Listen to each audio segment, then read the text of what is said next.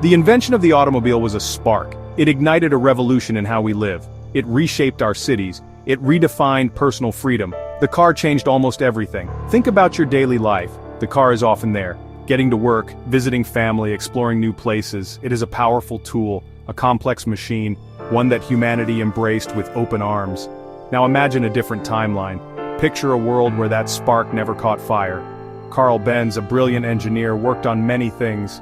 In our world in 1885, he created the first true automobile. But what if he had focused elsewhere?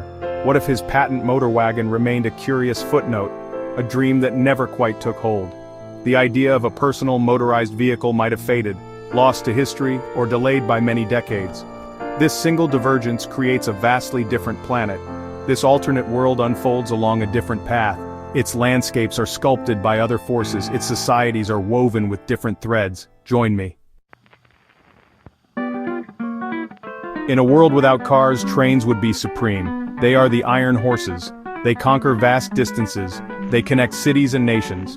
Train networks would be far more extensive, more intricate than we know today. Every significant town would boast a station, a bustling hub of arrivals and departures. The railway schedule would dictate the rhythm of long-distance travel. Commerce would flow along these steel arteries. People would rely on them completely. Steam engines would have given way to cleaner, faster electric trains. These marvels of engineering would glide across continents, their power drawn from diverse sources. Perhaps hydroelectric power would be more developed, or other innovations in energy generation. The technology of rail itself would be highly advanced. Smoother rides, faster speeds, greater capacity. The pursuit of rail excellence would be a major focus of engineering and investment. Within cities, trams would be the lifeblood. Electric streetcars, or perhaps advanced descendants, weaving through urban landscapes. They would form dense networks, making every part of the city accessible. No neighborhood would be too far from a tram line. People would hop on and off, for work, for shopping, for leisure. Trams would be frequent, they would be affordable. Even with superb public transport, personal movement needs exist. Horses would continue their long service to humanity.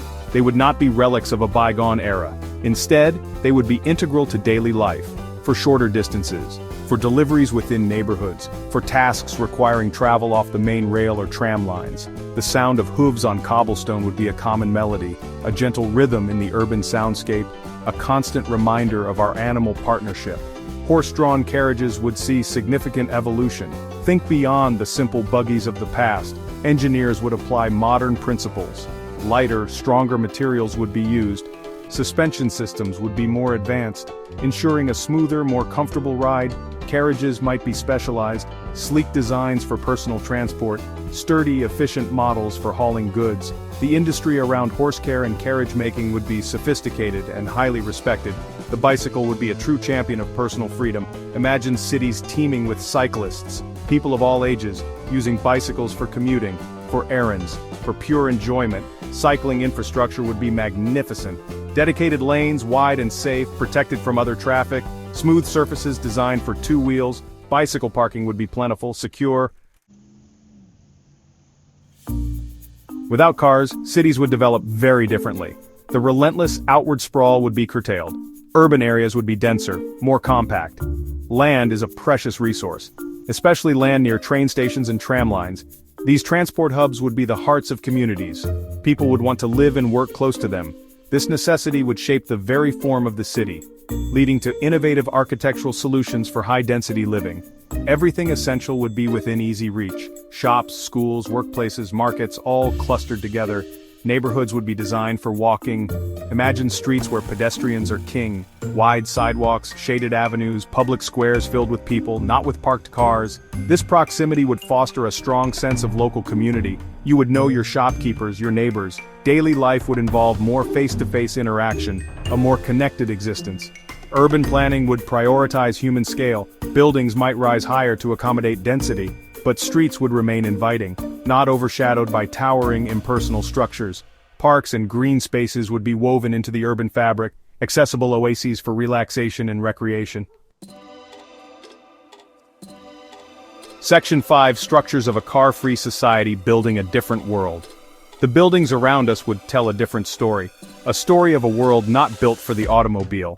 Homes would not feature prominent garages. Driveways would be rare or repurposed for other uses like gardens or social spaces. Apartment buildings might have extensive bicycle storage rooms and perhaps even small stables or carriage houses in some areas. The facade of our cities would be more uniform, less interrupted by the demands of car storage. Streets themselves would possess a different character. They might be narrower in places since they wouldn't need to accommodate wide vehicles or on-street parking. This extra space could be dedicated to wider sidewalks, to more trees and greenery, to outdoor cafes and public seating. The street would be a place for people, a vibrant public realm, not just a conduit for traffic. The materials used for road surfaces would also differ, chosen for pedestrians, cyclists, and light carriages. Bridges would be grand structures, but designed primarily for trains, trams, and people. Their engineering would focus on these loads, not on the constant heavy pounding of multi-ton trucks. This might allow for more elegant, slender designs or different material choices. The infrastructure supporting transportation would be visible. Train lines, tram tracks, well-maintained stables, blacksmith shops, and bicycle repair kiosks. These would be common sights, replacing gas stations and sprawling car repair centers. Even the logistics of goods delivery would shape infrastructure. Large warehouses would be situated near rail depots or along waterways if canals played a larger role. From there, smaller, specialized vehicles would take over horse-drawn drays, cargo bicycles, and perhaps even small electric carts operating on dedicated paths. The entire system of supply and distribution would be tailored to a car-free reality, requiring careful planning and coordination. This is a world built on different assumptions. Section 6. Echoes of a quieter, cleaner Earth. Nature's respite. Imagine the air. In this world without cars, it would be noticeably cleaner. The pervasive haze of smog that chokes many modern cities, greatly diminished, especially in urban centers. People would breathe easier. Respiratory illnesses linked to vehicle emissions would be far less common. The scent of flowers, trees, and bakeries might dominate city air, not the acrid smell of exhaust fumes. This simple change would have a profound impact on public health. The world would also be much quieter. The constant roar of traffic, the blare of horns, the rumble of engines, all absent. Instead, cities would be filled with other sounds. The chatter of voices, the laughter of children, the clatter of trams, the gentle clip-clop of horses. Birdsongs would be more audible, even in the heart of the metropolis. This reduction in noise pollution would create a calmer, more serene environment, potentially reducing stress levels for everyone. The impact on our planet's climate would be significant. Transportation is a major contributor to greenhouse gas emissions. Without millions of internal combustion engines burning fossil fuels daily, this contribution would vanish. Section 7. Global economies on different tracks. The flow of commerce. The global economy would follow a different blueprint. The oil industry, a titan in our world, would be a much smaller player. Its focus would be on lubricants, on petrochemicals for other industries, not primarily on fuel for transportation. This would dramatically shift geopolitical power. Nations rich in oil would not hold the same sway. The frantic search for new oil reserves would be less intense. Entire conflicts might have been avoided. Industries like steel and rubber would still be important. Trains, trams, and bicycles all require these materials. But the sheer volume demanded by a global automobile industry would be absent. This could mean different scales of production, different alloying technologies, perhaps a greater emphasis on durability and repair, rather than constant replacement. Manufacturing centers would cluster around rail lines and around navigable waterways. Efficient logistics would be paramount. Global trade might operate at a slightly slower, more deliberate pace. Reliance on shipping and extensive rail networks would continue, but the speed and flexibility offered by road freight would be missing. This could encourage stronger regional economies. Section 8. Community, connection, and the pace of life. A social shift. In a world shaped by walking and public transport, communities would be tighter. People would likely have stronger local ties. You would encounter your neighbors more often. On the street, at the local market, on the tram. This regular, casual interaction fosters a sense of belonging. Anonymity, so common in car-centric societies, might be less prevalent. Social cohesion could be greater. With a shared reliance on local amenities and services, the pace of life might feel different, perhaps slower, more measured. Travel, especially over longer distances, would require more planning, more time. This is not necessarily a negative.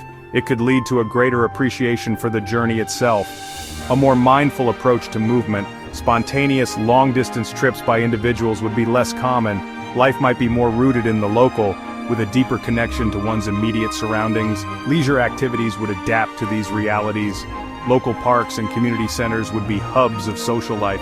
Picnics, local sports, and neighborhood festivals would be popular. Excursions further afield would be special events. Section 9. A world reimagined, the legacy of an uninvented machine. To imagine a world without cars is to imagine a profound transformation. It touches every facet of human existence, from the air we breathe to the way we build our cities, from the structure of our economies to the nature of our communities.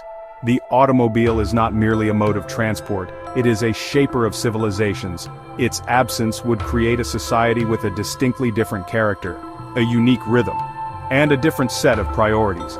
This alternate world would rely heavily on collective solutions, extensive public transit networks, densely populated walkable cities. These are not just infrastructure choices. They reflect a societal emphasis on shared resources, on communal well-being. The individual freedom offered by the car would be replaced, perhaps by a different kind of freedom. The freedom of safe, pedestrian-friendly streets, the freedom of easy access to amenities without needing a personal vehicle. This world values connection. Of course, this world would face its own challenges. Managing massive rail networks is complex, ensuring equitable access to transport for all, dealing with the logistics of a horse-based economy in certain sectors.